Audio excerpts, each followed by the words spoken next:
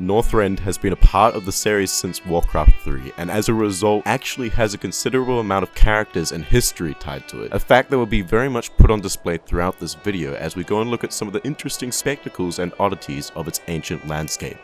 Is what this video was supposed to be, until I realized that over half the list was holes, so they get a dedicated video to themselves. Throughout the leveling experience in Zul'Dra, you will help 3 lower gods free themselves from the Jakari, who are essentially the crackheads of the troll world. This is because they are siphoning the lowers for power. However, you will note that one of the 5 altars is just a big fuck off crater. That altar pertains to a lower known as Mam'toth, a lower said to take the form of a mammoth. I know, right? Who would have expected that? It's revealed through the quest text in the only quest that sends you here that the cause of this is Mam'toth himself. Instead of allowing the Jakari to continue to siphon his powers, he decided to go out on his own terms, which if you're a powerful animal spirit god means you detonate yourself as a thermonuclear bomb. Tas dingo! I like my women dumpy and droopy with halitosis.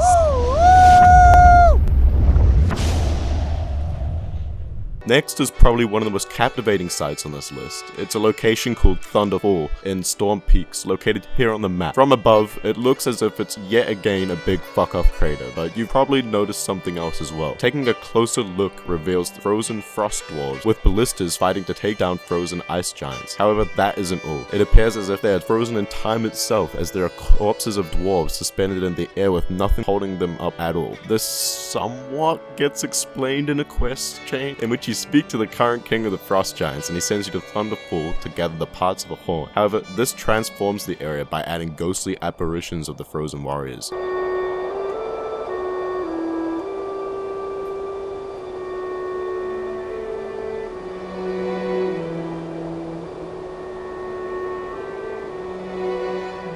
Once you return the horn pieces, you get it reforged, which, may I add, how did those 8 tiny pieces make this? Regardless, your reward is the option to do more dailies, which is based around killing those aforementioned ghosts and then blowing the horn upon their ghost corpse, I guess, to lay them to rest, which looks pretty goofy on the giants. This one has always interested me since I was a kid. In Icecrown, the Weeping Quarry, a Saronite mine used by the Scourge and location of a brief quest chain in which you play an eyeball, there is this.